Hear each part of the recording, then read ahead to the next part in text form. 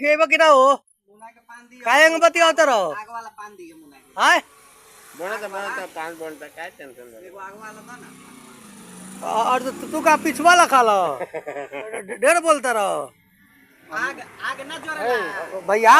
तू पान खा लो पैसा वैसा रही तब ना रही तब खा लो उधार मिलेला उधार हो ना बंद हो गई उधार काहे ना उधार देबो काला उड़ा गई कहार फेसबुक पर नाम हो गइल बो कि सऊदीया से आके ना कमीनी भइल त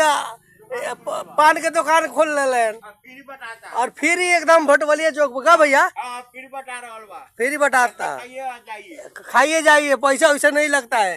खाली शाम शाम के अब ना कौन मसाला रही जर्दा जर्दा में कौन जर्दा खइबो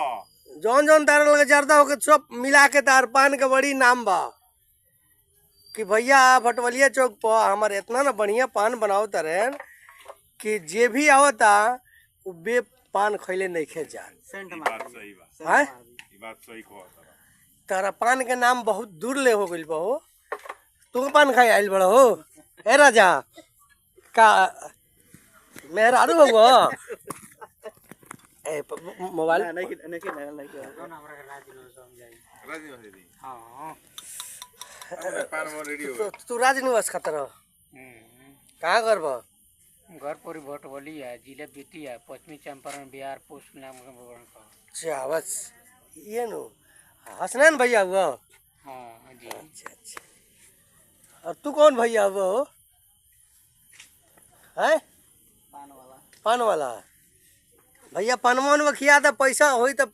बियान दे देम का हो पैसा नहीं खे बरा रात चलो फिर 2 रुपए दिए तो 1 गुट का मिल जाएगी पैसा रात में बना फिर